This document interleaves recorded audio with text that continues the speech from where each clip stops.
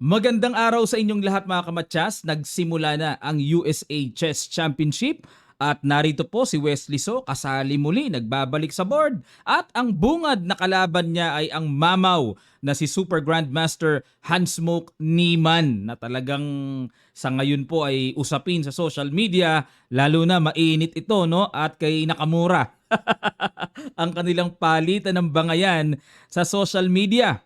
At ngayon naman mga kamatsas, tingnan natin kung ano ba yung unang laban dito ni Wesley. At pagkatapos ito, susunod kagad natin ang laro ng anak ng ating kababayan. Pamangkin ni Grandmaster Mark Paragua, anak ni paring Janix Paragua na si Megan Paragua. Ayan, kasali po dito. Dugong Pinay po yon. Bagamat US flag kasi doon na nga po pinanganak natural, no? Pero Pinoy pa rin yan sa puso. Kaya, yan po ang ating mga pag-aaralan at susundan pa natin ng isa, yung talagang yumanig sa round 1. 3 games po ang i-analyze natin mga kamatsas. Ang ginawa ni Wesley, nag-E4. Time control po nila, long game ha. 1 game per day lang. E4, E5, Knight F3, Knight C6 at nag-Bishop C4. Ayan na, pag-Yoko piano. Knight F6, D3, Bishop C5. Castling, Knight BD2, D6. Ayan, para ilalabas naman ang development ng light square bishop. Ayan, ilang beses na nating nakita to mga kamatsas, ano? bugbog na ang Gyoko piano sa ating mga videos. Nag-A5. Ayan, yung iba nag-A6 lang na line para ang purpose ay basta may taguan lang yung bishop doon pag inatake. Pero dito, gusto ni Nima ni B4 ay hindi maitira ng puti. At nag-H3, ayan, prophylactic lang para walang pinpin mamaya, umiwas na para di na matempohan ng atake. Rook E1, ang idea po, itong knight, paiikutin yan, dadalhin yan sa F1, lalagay sa G3. Knight E7, ganun din naman, pinapaikot talaga yung knight dyan. So typical po lahat yan, no? Natural na natural. Palagi nating nakikita, knight G6, knight F1, C6 para mamaya may timing to play D5, para mabuo ang sentro at nag-knight G3 na. Umiikot na dyan. D5. Ayan po mga kamatsas. At dito kinapture lang ni Wesley. Capture at nag-D4 para mablock yung pressure ng diagonal bishop. Dito po kasi mga kamatsas, kinapture ni Niemann. Balik ko lang po, sandali lang. No? Kung dito mapupukaw o maa-attract dito ang puti na, uy, libreng pawn, ay malaking pagkakamali po dahil may capture, and then bishop takes F2. May bitaw na ganyan. Magkakabulagaan na lang. Na kapag kinapture may ganon, double, tangay ang tore. Kaya sa opening phase pa lang ay dapat alisto na tayo at dapat malinaw ang pakiramdam natin sa mga ganong paparating. Kaya ang ginawa dito ni Wesley, nag-D4. Kinapture, knight takes D4, bishop E6. Ayan, hindi pa po bago ito ha, bookline na bookline. Pinapakain ni Niemann yung bishop pero pag kinapture kasi magkakaroon ng bukas na F-file, ayun. Magdudugtong yung bishop diagonal at yung tore, lalakas lalo ang pressure sa F2. Kaya ano yun o sige kainin mo. Pero nag-knight E4. Ayaw pansinin ni Wesley, pinapanatili niyang solid hanggat maaari. Kinapture na yung knight, queen takes D4 at nag-knight F4. Hamon, queen to queen. Kinapture ni Wesley, capture at nag-bishop C2. Ayan, umiwas siya sa palitan ng bishop. Diyan ang concentrate ng diagonal, bishop C4 para talagang dominahin ni Niemann lalo na yung D3 square at may nakikita pa akong paparating na knight E2 para makuha naman yung dark square bishop. At nag-B3. Ayun, pagtira po ng B3, novelty by Wesley. Kasi ang old line na nakatala pa sa linya, knight C5. Yan po, no? Pero dito na tayo sa new move, B3 at hinamon ni Niemann, kinapture muna ang knight, capture at kinapture, capture at nag-rook E3. Okay, iwas lang din. And syempre mag-rook D1 yan mamaya. Nag-knight F4. Nag-rook E1. Bumalik, rook E3. Knight F4, rook E1. Bumalik, rook E3. Nag-knight F4, hindi na. Tabla na po dito mga kamatsas. O bungad pa lang naman eh. Baka mamaya mainis na naman kayo kay Wesley ha. Ayan na naman si Tabletas Boy. Huwag ganon. Ibang level po si Nima. Nakita nyo naman ng mga pinagpipipisak niyan eh. Hindi naman biro. Mamaw kaya yan ngayon, di ba? Lebon Aronian nga. Ilang beses na nakatikim dyan eh. O, mamaw yan. Kumbaga, bungad pa lang naman. Nagpapainit pa ng karburador si Wesley. Kaya abangan natin yung mga susunod pang mga rounds. Ano? At sunod kagad natin ang laro naman ni Megan Paragua. Kanina nagchat-chat kami ni paring Janix. Jan Paragua po yung kapatid na nakakabata ni paring Mark Paragua. Sabi ko, pare, kay Janix, hindi ko akalaing magkakaroon ka ng trophy na talented. Kasi kasama lang kami sa dorm eh. Tambay-tambay lang yun si paring Janix sa dorm eh. Relax lang yan eh. Nung nag-aaral eh. Naku, akalain nyo magkakaroon ng anak na ganito tapos world class pa. Sabi ko sa kanya talagang swerte. Sabi niya ako rin, hindi ko rin akalain eh. Sabi niya, kukwentuhan kami kanina sa chat sa messenger. Okay, white po dito si Megan Paragua versus Tatev Abrahamian. Nag-knight F3. Ba, tira ni paring Maki to. Halatang well-trained kay Tito GM niya. E3, yun lang. Medyo kakaiba yung E3. Ano kayang preparasyon dito? G6? At parang gusto lang ng black dito. Simpleng King's Indian eh. Nag-castling, Bishop E2. Aba, kakaiba preparasyon na D6 o King's Indian formation defense. At nag-castling, E5, D3 lang. Bah, grabe ah. Kakaiba. Naalala ko opening ni GM Daniel Quezon ito, di ba? Ayun oh. Isa sa mga opening ni GM Denden natin. Rook B1, yon. Magbi B4, B5 na. Siguro ito po, base kasi ito sa preparasyon na para ma-out of the book, out of the preparation si Tatev ay ganito ang naging decision ni Megan. D5. Okay, D5 para makapagpaluwag kagad sa sentro at capture, nag-E4. Ayun. Pagtira po ng E4, dito na, nagka-noveltyhan. Dahil ang mga tira pala ditong nagawa na A3 at Bishop D2. O yan pala mga tira dyan. Okay, E4. Umatras. Kasi kung kakainin po to mga kamatsas, plus 4 white. Bakit? Kasi mabubuksan yung B file, maganda, and additional support din sa sentro. So napaka-importante po at least may pawn tayo na kumukontrol sa sentro. Kaya pabor yan. Kaya dito, nag-decide na lang si Tatev na bumalik na lang. So, preserve muna yung knight. At nag-B4 na. Okay, manggugulo na sa queen side. A6, Bishop E3 develop. Nag-H6. Okay, para siguro, no, protection lang din. Baka nape-pressure sa papagano na Bishop G5. Nag-A4, ayun. Manggugulo na si Megan. Nag-Knight D4. Sinugod, capture, and Knight A2. Nag-F5. Okay, para makapag-create na ng pressure atake sa king side. At dito, nag-knight C1. O, tingnan nyo po yung picture ni Megan. Maistorbo ko lang kayo sandali. Ano talaga eh, kahawig talaga ni GM Maki. Tito, hindi mapag-aakila na tito niya si GM Mark Parago eh. O, nag-G5. Ayun po, no? Magda-knight G6 and gusto ring mangulit ni Tatev sa king side. At nag-knight B3. Knight G6. At nag-rook E1. Ayun, so bababa ng bishop dyan, pagka ganyan. Para yung E file, maganda ang control. Nag-G4 na, Knight F, D2, and Knight E5. Grabe, parang medyo nabaliktad. Ano? Parang ang namamagpag dito si Tatev. Kinapture na, obligado na po mga kamatsas. Tama yung decision ni Megan dito para sa akin. Kasi kung hahayaan, mag-E4. Grabe, smooth na smooth yan. Swabing-swabe, nakaganyan na yung pawns. Nako, gagapang pa yung isang pawn. Aray ko, daming pasabog niyan. So, kailangan, isa match na kailangan capture na yan. Bishop F5, yun nga lang may threat sa D3 and nag-knight F1. Para masapatan ng depensa and then maiikot yung knight to G3. Pero, hindi po nagustuhan ng computer ang tira na yan. Ang gusto ay knight C5. Okay. Depensa na may threat pa doon. Pag nag-B6 ng pawn, may knight E4. Yan ang nakikita ko na gustong gawin ng computer. Pero balik tayo sa knight F1. Nag-H5. Ay, gagapang ano. Knight G3.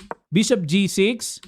Knight C5, ayun. So tiniret ang pawn sa B7 at ilalagay yung knight. Pero this time, may threat din doon sa E6. Pero this time ay medyo hindi po nagustuhan na ng computer. Dapat daw ang tira ay knight D2.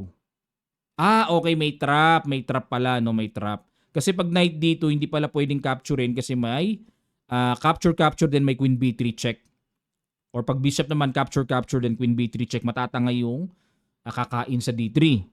Ayun. So dito, knight C5 threat and then may threat din na double. Nag-queen C8, no, para makover yung mga critical squares at nag-H4 na. Ayun. H4. Kasi nakakailang na rin talaga tong paparating na to, no? In-H4 na eh. Paano kung i-end pasan? Nag-queen D8, good move. Ayun, binalikan. Teka muna mga kamatsas, ano? What if i-end pasant yan? Parang tipong buksan. May ganon. Kalkulado pala ni Megan, ano? Kalkulado niya. Kasi pag kumain dito, may kain dito na naman, no? Bitin yung... teka muna, parang may mga ganon, ano? Sige nga po, pag kinain ito, rook takes E5. Kasi parang may nakikita ko mga ganon. May knight naman, so walang queen H1 na paparating. Okay, so mabibitin po kasi yun eh. Pag kinain dito, kain doon, at kapag kumain dito para may ganon, magku-queen H5 lang. Uunahan na. Bago pa makarating yung queen dyan, may queen H7 na. Ngayon, kung di naman kakapturein, mag-queen H3 kaagad, queen H5 pa rin. Okay, para pang-neutralize sa queen, pag kinapture, and then knight takes H5. So, lalabas po dito ay 2 minor pieces sa isang tore.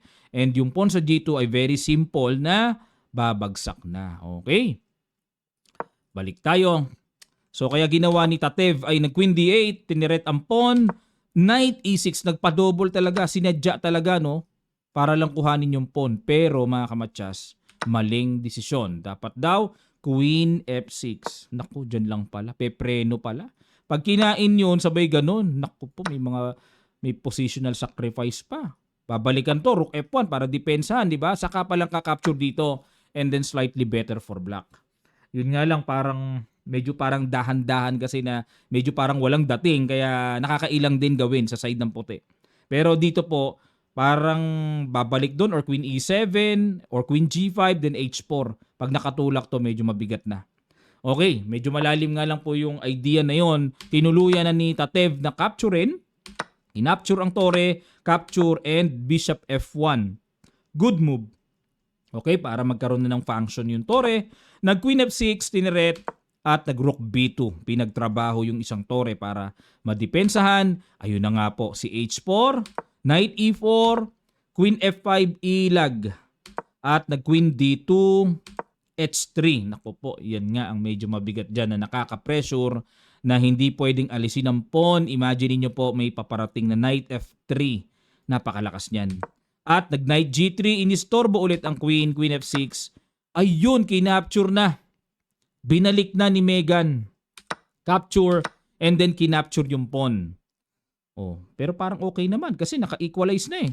Capture, and the king h7, bishop g2 para ipapalit naman, isasabong pa yung isa para mawala ang pagka-bishop pair. Kasi delikado yan, bishop pair pa rin yan. So kailangan ang isa sa mga bishops na yan ay ma-exchange. Bishop h6, teret ang queen, queen d1, bishop f4, ayun, piniresure ang knight at nag-knight e4. Bishop h5, talaga nanunusok. Queen C2 and then rook G8. Naku po, mukhang nakakatakot na to May bishop F3 na paparating. King F1 obligadong umiwas. And then nag B6. Para walang Queen C5 na pe-pressure si Tatev.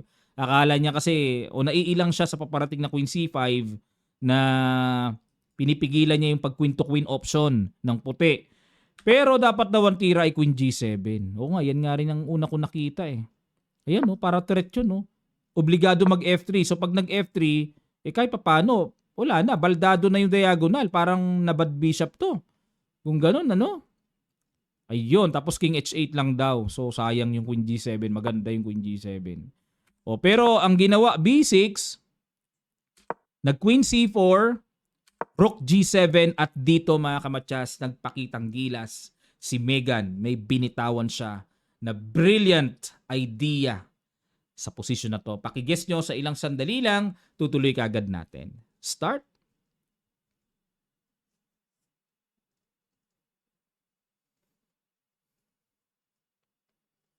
Maraming salamat po mga kamatsas.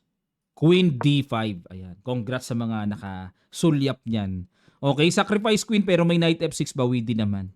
Importante kasi sa ganitong under attack position, mas-simplify. Lalo na yung queen. Kasi ang queen malakas makapang-atake talaga yan. So kailangang ma-exchange yan. So napaka-brilliant tong ideyang in-apply dito ni Megan. Kinapture knight F6, king G6. Oh, yun oh. 'Di ba? Na-relieve dito yung yung puti. Kanina talagang halos paulanan. Nag A5, kinapture at nag king F7 and knight B4 tinirep. At nag rook G5 counter, knight C6 okay dinipensahan, may threat. Rook C5 nakipagsabayan na and then nag bishop E4 muna para ibalik na uli sa safe square ang king kasi po talagang manggugulo-gulo ng check yan dyan. And then nag bishop G6 para mawala ang bishop exchange and then ayun na nga po nangyari. King E2, Rook A4, Knight C2, King F6, D4, King E6 para lalapit doon, King D3, nag C5 na. Kasi hindi rin makalapit kasi may panggulo ding Knight E3 check na paparating. C5, capture, and then Knight E3. So very obvious na po ito. Yan, tama yung decision, no? Pinapakain na nga ni Megan. Yun nga lang, may Rook A2 rin kasi makukuha din yung A-pawn. Capture, check. Ayun. Okay, so dito po ay ayun. Talagang ubusan lahat ng pyesa, no? Tabla. Not bad for Megan kasi pabor na pabor pa nga mga kamatsas. Bakit po? Kasi 22.59, 24.06. O di plus rating si Megan. Ayan. Nakarating po siya ng kamatsas actually nakalaro nung kailan ba yun? Basta nakalaro siya ng isa sa mga kamatsas editions natin na tournaments. At yun nga lang, umalis kagad kasi may lakad po sila kagad. Kumbaga sumilip lang sa kamatsas. Ayun, nakapagpa-picture ako kay Megan. Kami ni Sir David Almirol. Ayan, aha. So sana po makabalik pa si Megan uli sa Pilipinas. Saglit na saglit lang talaga, no? Dumalaw lang siya sa kamatsas, naglaro ng isa lang yata o dalawa. O isa lang yata yon. Sabay umalis na uli kasi meron pong itinerary. So sinusulit ni Megan yung pagbisita niya sa atin sa Pilipinas. At natuwang-tuwa naman po ako at na-meet ko naman. At na-meet ko rin uli si paring Janix na ano na ngayon, US boy. Okay, so congrats sa Paragua family. Kay paring Janix at sa kanyang tito na GM Mark Paragua. Talagang nakakatuwa. Nagkaroon na naman ng panibagong Paragua. And this time, world class. Ilang panahon na lang po yan at talagang mamamayagpag na rin po talaga yan sa buong mundo. Okay, at ngayon naman, ito naman po ang yumanig talaga sa round number 1. Ang talagang larong nagkapisakan, pag-aralan natin. 2 games po nagkapisakan sa round 1 pero isa lang po yung napili ko. Dito na tayo kay Fabiano Caruana and then Gregory Oparin. Magandang laban ito. Nag D4, Knight F6, C4, E6, Knight C3, pinasok ni Oparin ang Nimso Indian. Nag-classical variation lang si Fabi, Queen C2, nag-D5, at nag-A3, paalis sa bishop. Kinakapture na talaga ang knight para makatipid ng tempo. At ayun, ang alam ko dito madalas ginagawa Queen takes. Pero ang pinili ni Fabi, B takes C3, nag-C6 at talagang para solid lang ang D5, Knight F3, ayun. Teka muna, pagtira pala ng C6, novelty na. Kasi dito po, ang talagang top of the line ay C5. Yan talaga lagi ang ginagawa. Oo, normal yan sa Nimso eh. Yung binabasag yung sentro ng puti hanggat maaari. Pangalawa yung castling and then knight BD7. Pero dito, C6, ngayon lang naganap. Okay. Knight F3, B6, Bishop G5, H6, atras lang, Knight BD7 and then E3. Ayun, yun nga lang po ay kitang-kita kagad ang bishop pair advantage dito ni Fabi nag-castling. G4, ayun. Aba. G4. Naalala ko yung style ni Shakhriyar Mamedjarov tsaka ni Shabalov system. Si Shabalov, yung nagpasikat ng G4. Si Shabalov po player din ng USA yon. G4 sacrifice Ang idea niyan, para makarook G1. Grabe, ibig sabihin, decided dito si Fabi na hindi na siya mag-castling sa kingside, ano? Ginulo na niya yung shield niya eh. At nag-queen E8. Teka muna mga kamatyas, may question ako mismo, no? Paano ko mag-G5 saka bago capturein, ano? Gaganon. Capturein ito, may H4. Okay. Diyan ngayon, ibabawi ni Fabi yung kanyang nakitang application ng G4. May pambasag gagad. Hindi naman maisolid na ganon kasi papasok yung queen. O may mga ganon-ganon. Grabe yung idea na malupits na yun, G4, oh. So, dito tayo, queen E8. Umilag lang sa pin si Gregory at nag-G5 na takes and then takes. Okay, yun nga lang. Grabe yung knight dyan. Siga na yan, mga kamatsas. O may threat pa doon, no? So, nag-E5, syempre kailangan kumounter. Hindi pwedeng magpa-tumpik-tumpik. Kailangan manggulo din naman ng black. And then, kinapture ang D5 capture. Bishop B5. Pin. Okay. Kinulose na kagad ni Opa rin bago pa magkaroon ng komplikasyon. And then, nag-rook G1. Dito po kasi masasabi ko na medyo delikado na ang black dito. Kasi yung tore, yan ang malaking pagbabadya ng panganib sa black dito sa ganitong sitwasyon. Bishop B7 and then Knight H3. Kakain dito. Kakain kasi di makakabawi eh. Mga pin-pin eh. Knight H7, umiwas and then Queen to E2. Naku po, ito yung paparating. Ang lalakas ng bitaw ni Fabi. Ang lalakas, hindi biro. Nag-Queen C8. Okay, so kumounter threat sa C3, King D2. Di na nagka-sling oh. Grabe yung king. Ang tibay sa gitna. Wala na. Bumalagbagisius na dito si Opa rin. Kasi na-realize niya siguro parang positionally dead yung position niya. Parang alam niyo, nag-iintay na lang eh, no? Saka ito pa yung malupit na threat. May ganun pa. Yung matchas tapos double na mapapabagsak yung yung knight. Grabe, Knight C5 Domesperado na kinapture lang. And then, hindi pala, may bawi pala. Kala ko walang bawi. Ayun, namalik mata si Coach, hindi napansin yon. Pero ganun pa man, kitang-kita naman sa evaluation bar na pagkatangkad-tangkad. Almost hopeless na ang black pagka ganyan ang evaluation bar po. Okay, at dito, ayun, nagsimula na ang matitinding tira ni Fabi na malalim. So, Queen H5 para masuportahan ang bishop. So, dito po, may simple trick na rook takes G7, imagine nyo, capture and then bishop F6 check, sacrifice again, maku-queenless. Nag G6, ayan. So, alisto. And, nag C6 muna. So, total, hindi pa naman makakapture yan, nakapin. So, nag C6 muna para walang nakabitin na pawn. Nag bishop C8 at dito mga kamatsas, find the brilliant move na binitawan ni Fabi na talagang nagpayanig sa round 1. Sa ilang sandali lang, tutuloy kagad natin. Start.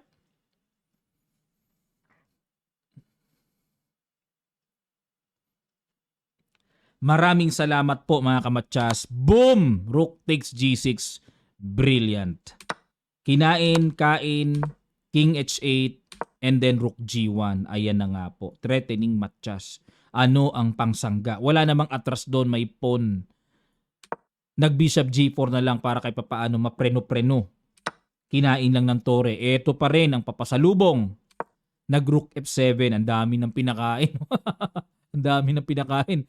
Pag kinain to, may bitin din naman dito. Okay. Yun nga lang mga kamatsas. Ito ang binibiling tira. Ito yung mga binibili. Bishop G3. Aray ko, ang sakit. Dito na po. Hindi na. Persado ng kainin niya kasi gagano na eh. Gagano na po eh. Ayun, meron ng Bishop E5 na paparating. Okay, nag-resign na po dito si Gregory Opa rin. Lakas ni Fabi, no? Pag long game, Yung binigay po sa aking clip ni paring Janix, naglalaro sa opening pa lang bago siguro magsimula. Nagbi-blitz-blitz si Fabi saka si Opa rin. Pero yung blitz na yon parang talo si si Fabi kay Opa rin eh. Parang nagbi-blitz-blitz sa opening. Pero dito sa long game, nung naglaban na sila, talo si Opa rin. Ayun. Ito talaga ang opisyal kasi long game na to eh. Ito na talaga yung laro nila eh. Okay, so yan po no at Sino pa ba yung mga nagkapisakan dito? Silipin lang natin mga kamatyas sa kanilang results. Ng round 1 results ang nagkapisakan. Ayun, nanalo si Levon Aronian. Tinuruan niya ng leksyon ang batang si pa-super GM na rin, no? Si Andy Woodward. Isa na rin pong sumisikat yan, pausbong na rin sa USA. Lakas ng Woodward na yan, dami rin pinipisak. Okay mga kamatyas, yan po, mag-aabang tayo at ang pairing na aabangan natin for round number 2, ang kalaban po ni Wesley ay si Ray Robson na natabla din kahapon. At kalaban ni Hans Mukniman, Gregory O pa rin. At ang nanalong si Levon Aronian, kalaban si Awander Liang. So yan po ang aabangan natin mga kamatyas. Maraming salamat po at manatili po kayong tumutok dito sa ating YouTube channel. Marami pa po tayong mga updates at mamaya papasadahan naman natin ang nangyari naman po sa ongoing na World Youth. Yan po ang inyong abangan. Laro ni Jamaica ang i-analyze natin. Maraming salamat. Magkita-kita pa tayo sa mga susunod pang chess updates.